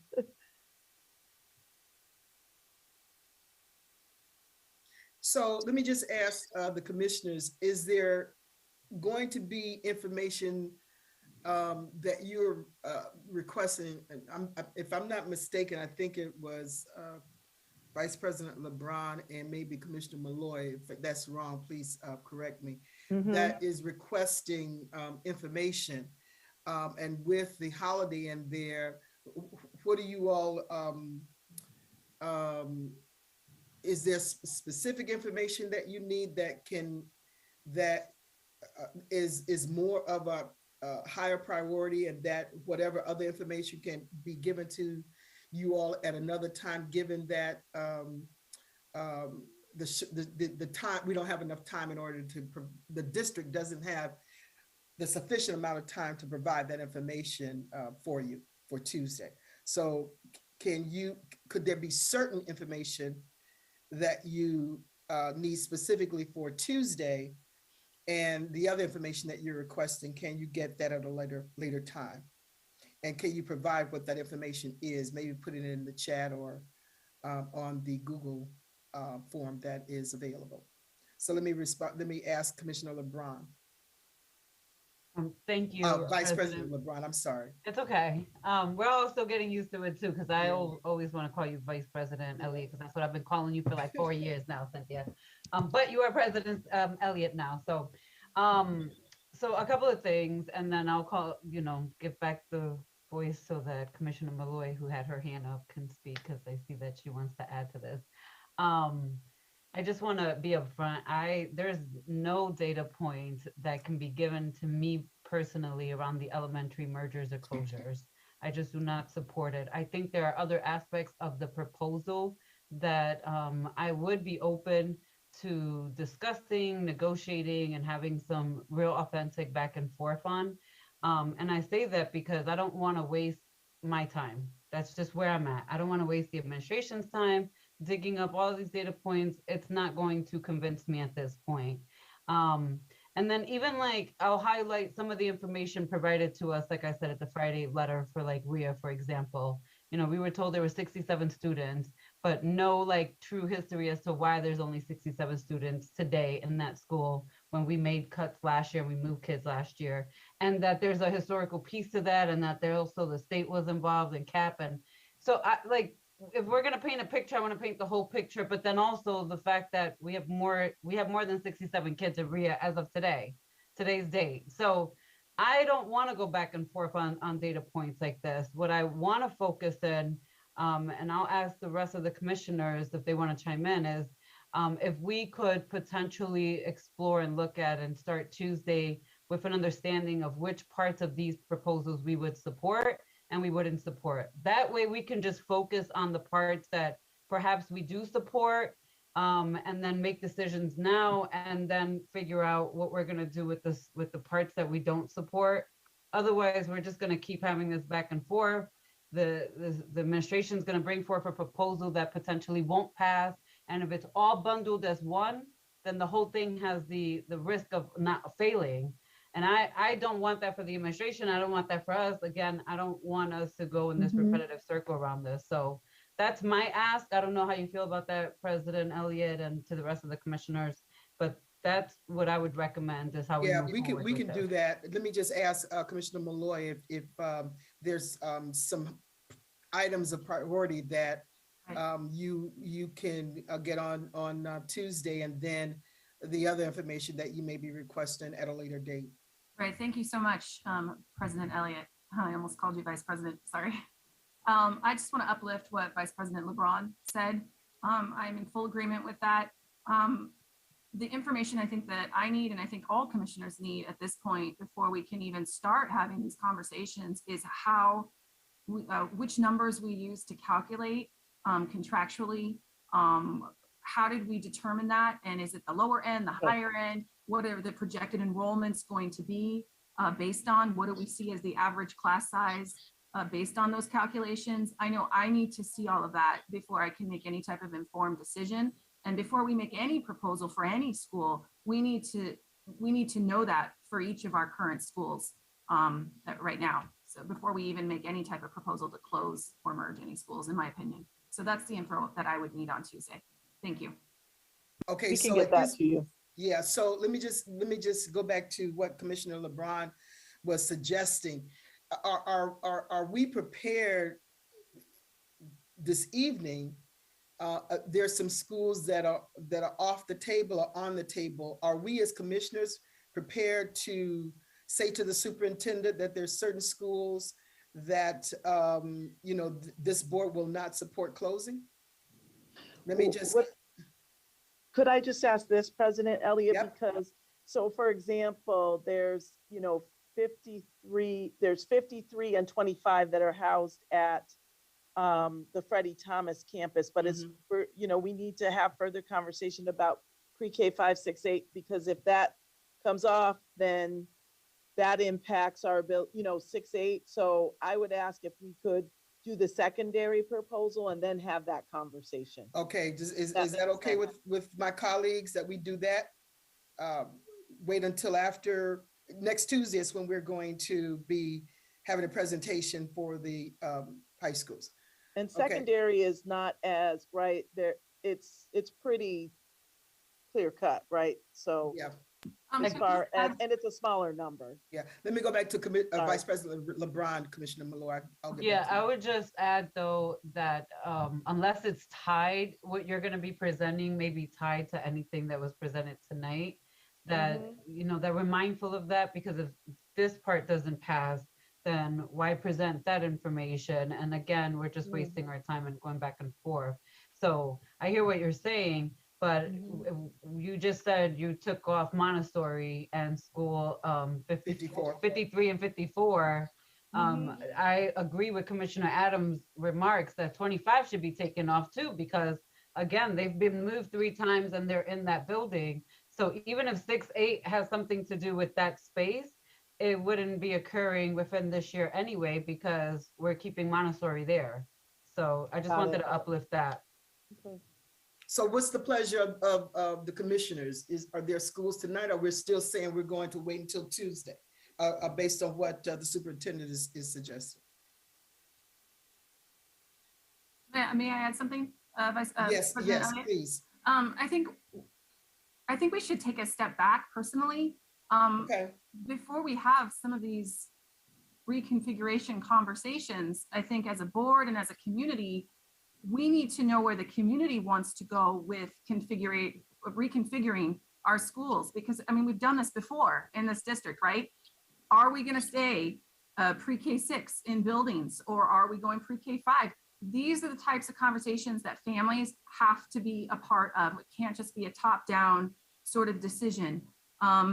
People's decisions to stay in our district so that our enrollment doesn't continue to fall might be based on that. Like if we get rid of the K-6 model and go 6 through 8, we might lose a lot of families. And so we need to know, not only as commissioners, but what we're going to be deciding, but we need to know how the community really feels on that and where they want to go with their district. And I'm uncomfortable about talking about any closures or merging unless we have that parent voice from the people that this is actually going to affect.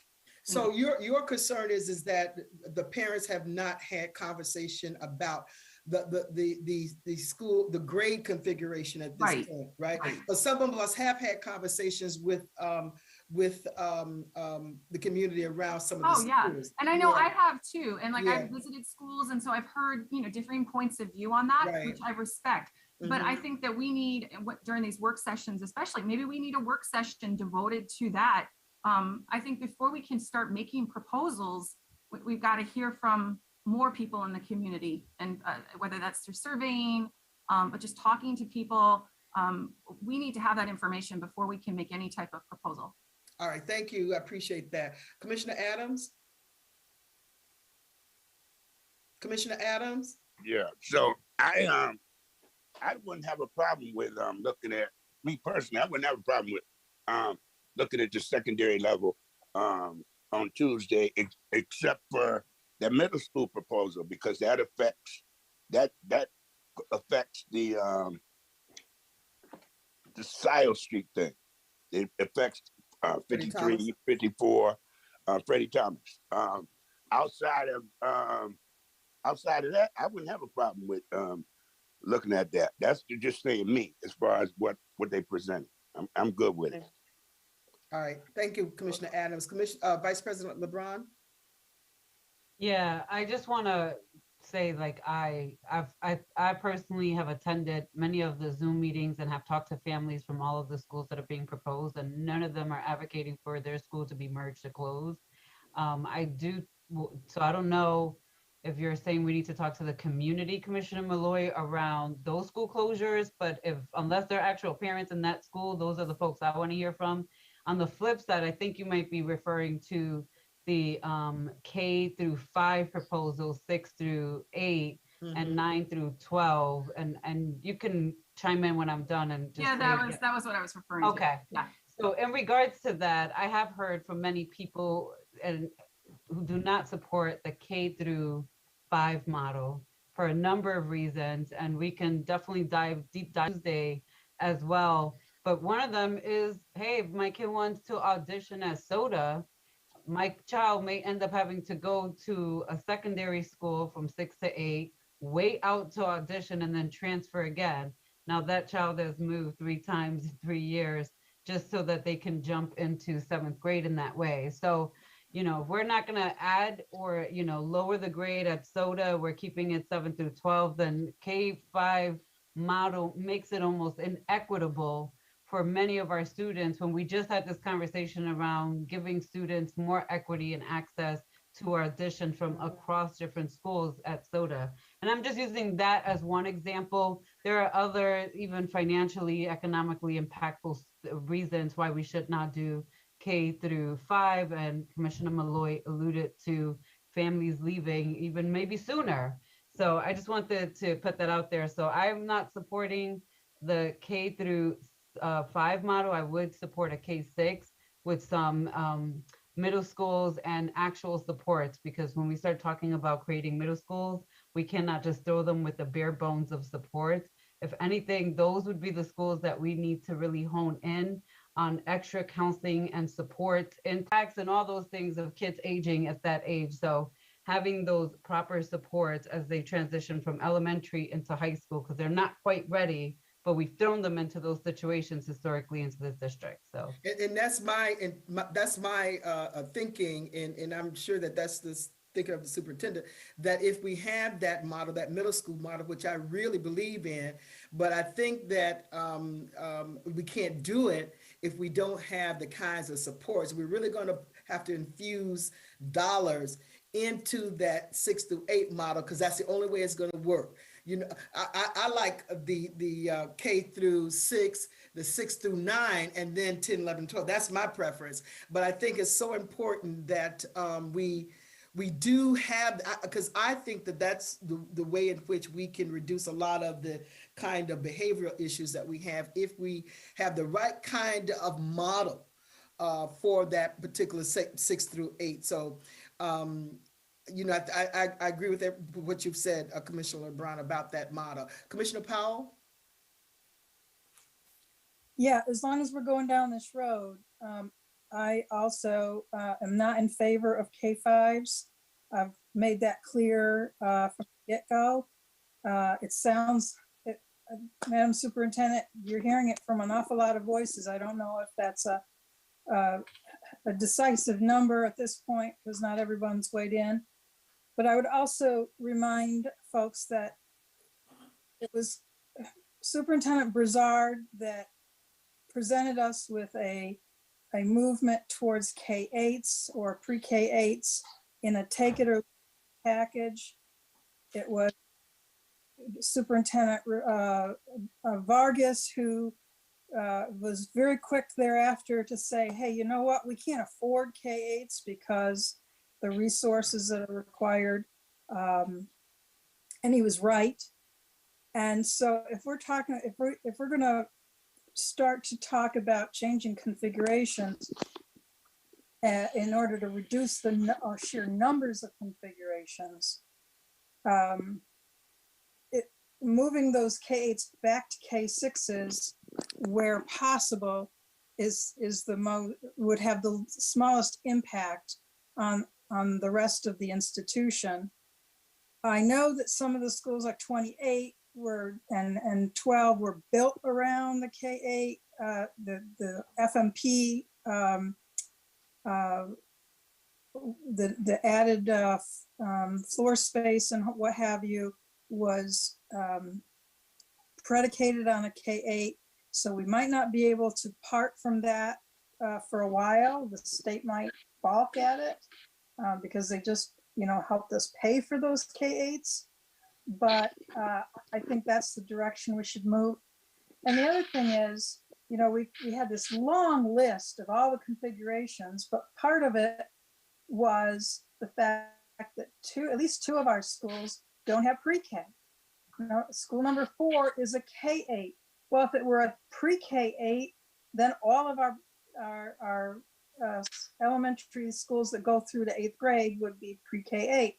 If school 35 had a pre-K program, it wouldn't be the standalone K-6. We would have all pre-K-6s. And the lack of pre-K programs in those schools is a real disadvantage when they're trying to draw students into their kindergarten program. The parents have no prior exposure to it. So in a world where 50% of our pre-K are agency pre-Ks, it stands to reason that every single one of our schools should have a pre-K program that is half the size of their kindergarten class, that can accommodate 50% of all of the next level of kindergarten, so that there's a place for all those agency pre-K kids. Now, of course, every part of the city has its own little variations on a theme, but I can't think of a single reason why an elementary school shouldn't have a pre-K. With declining enrollments, it's entirely likely that the schools are not full to the brim. School 35, you can either reduce the number of strands altogether, or phase one out so that on a rotating basis, you have fewer of any one grade on a rotating basis. I mean, there's ways of solving this that allow for every school to have a pre-K. I've given a lot of thought to this. I've shared at a high level some of those thoughts, but seriously, on the question of K-5 or K-6s, I don't know if you have support to go that way, Madam Superintendent. Commissioner Simmons? Thank you. I did want to weigh in on that since we're talking about the reconfiguration. I think, thank you, Vice President LeBron, for bringing that up, because I do support what we're talking about around K through 6. And the reason I like K through 6 is because, again, I'm thinking about equity in our students and the lag in how they're learning. And we're looking at a history of students that are not reading on grade level, not meeting math demands and things of that nature. And I believe that supporting them longer so that K-6 would give them some equitable opportunity to get up to speed in some spaces, and would give us that additional time to make sure they're taught well. Before moving them in. That 7th and 8th grade timeframe is a time right before high school, and that allows for us to give a more concentrated and targeted effort on making sure our students are ready before the 9th grade. So I do think that's a strong piece, and I wanted to just weigh in on my thoughts around that. Thank you. Any other thoughts? Commissioner, Madam Superintendent? Sorry, so I'm just trying to wrap my hands around. So it sounds like potential shifting. So are you saying K-6, 7, 8, 9, 12? Or is that something that we should have a conversation about in our next work session? I just need to just get an initial sense, because I'm thinking before we even go to secondary, our next work session, we need to talk about configuration. Because that potentially changes, because school number 3, the proposal is to shift to 6-8 from 7-8 to 6-8, and to shift, Northwest from 7-8 to 6-8, right? And then, in alignment with, because we have Franklin lower and we have East lower right now. So we still will have, again, multiple configurations. And I know there were some exceptions with World of Inquiry, School of the Arts, and Reese's, but that's something that I'm thinking the next work session, we need to focus on that. Secondary seems like it would be moot at this point. Commissioner Malloy? Thank you. Yeah, and I think initially, when I thought about the reconfiguration of the district initially, I think like some other people, I thought, oh, great, we're going to be more like our suburban counterparts, but we aren't the suburbs. And I don't think that a 6-8 model, the more that I research it, I don't think that's the right move for our district. I would like to see us stay at the K-6 model, and maybe go 7-8 as middle school instead, like other people have alluded to. And I think there's a lot of research out there that also shows that smaller middle schools, 7-8, actually produce better results. So instead of the huge middle schools, creating huge middle schools, perhaps looking at more middle schools throughout the city, but just smaller, because there's such targeted support that is needed for those adolescents. I'd love to have us considering those types of proposals as well. Thank you. Commissioner Powell? I agree, Madam Superintendent, that our next step should be to talk exclusively about configuration, and in particular, of the proposals that you still have on the table, there's basically just 3 mergers left, right? Of those proposals, how many of them can still merge if we keep the 6th grades in situ? If you've presented it as pre-K 5s, how many of them are still workable solutions if they were pre-K 6s? I'll have to look at that. Right. We based it on the K-5 model. So I can circle back relative to that. Commissioner LeBron? Yeah, I just want to uplift too, though. So definitely support, like I said, middle schools as a standalone. I've been saying 7-8, but I would be open to 7-8, 9th as well. Again, with the understanding that there are supports and that we know we're tracking where our students are emotionally, academically, and that we're providing essentially an IEP for every single student, because now we are removing them from these larger settings. We should be able to ensure that they're on track, what they need to get on track, and that if they transition to that 10, 11, 12, that they're focusing on graduating. So I'd be open to that reconfiguration as opposed to 6, 7, 8. And I think actually even moving from K through 5 in this district would impact a lot of our elementary schools and parents. And then for what? For a short transition, like I said. And for those students who want to potentially go to SOTA or other schools where they start at 7th, we would be doing them an injustice. So I'll just interject. I prefer the 7, 8, 9 model, and so because once they get into 10th grade, the expectation is that they're mature enough, they're going to be able to, there's less conflict because they're more mature, and they can get down to business of looking at pursuing, moving through, although credits do start at the 9th grade. Is that correct? So that may, I don't know if you would do that in that middle school model, or, how that would work. However, I do like the 6th, 7th, the 8th, 9th, the 7th, 8th, and 9th model, because I just think with the social supports, restorative activities, they'll be more prepared for high school.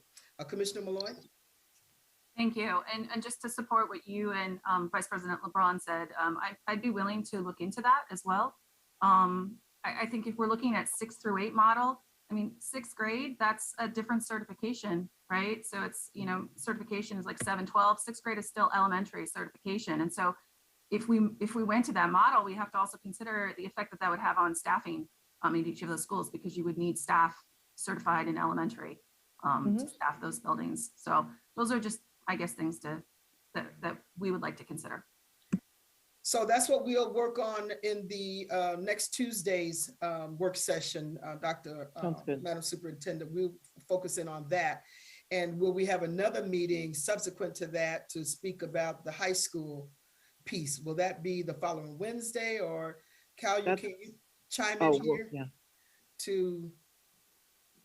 Sure. So the upcoming work sessions, and this is for the will of the board, the upcoming work sessions, we do have one on Tuesday, the 18th, which is again on school closure and reconfiguration. So we will move that, change that to one on grade configurations based on the discussion tonight. There is a board work session on the 20th. That is with regard to governance matters. And then on the 3rd, there is a final work session on the school closures and reconfiguration. So at that point, you're proposing to come back around to the secondary schools. Okay, so you can't do it sooner. No, those are all the Tuesdays and Thursdays leading up to February 3rd. We can certainly put meetings on Wednesdays if folks want to do that, but the general understanding is that Tuesdays and Thursdays have been reserved on persons' calendars for district events. So I would just need further direction if folks want to look at other dates. Okay, all right. Okay, any other conversation that we need to have for this evening? I think this has been a very robust conversation. I have really enjoyed the diversity of opinions in this. It's not one side, because we don't all have the answers, but coming together, we can work on this. So, I know this was a tough conversation, Madam Superintendent and Deputy Superintendent Morris. I know this was tough. Janelle. But we got to get this right, and this is for our children. And so I'm hoping that we can have stability in the district, that once we come, approve of whatever grade configuration that we're going to approve of, whatever schools, let's settle this, and then let's, get to work, if you will. So I want to thank Madam Superintendent. Yeah, I just wanted to say, it might appear to be, there's no tension on my part. This is why you have a work session, to have good conversations, to work it out. And we wanted to have these work sessions in a transparent manner so our public and our community could see our thought process. And the only way we can do that, right, is in this type of format. So I appreciate the feedback. This is very helpful, and we'll just continue to move forward, because the bottom line is myself and my administration need to work in concert with the board, because we should be doing this together. So this was a great conversation, very robust. And I appreciate the feedback, very helpful. Thank you, Madam Superintendent. And I would just say to the public who are listening to this conversation, please reach out to us with your input. We want to make sure that we are including you as the top of our decision making when we have to make these decisions, and we know that it's not going to be perfect or 100%, but just know that we're doing the best we can with the resources that we have. And so with that, thank you so very much for joining us in this conversation. And I don't need a motion to close, I understand. And so we're going to move into a, is it closed session? Correct. For a further discussion about a Student matters. So thank you very much and good night.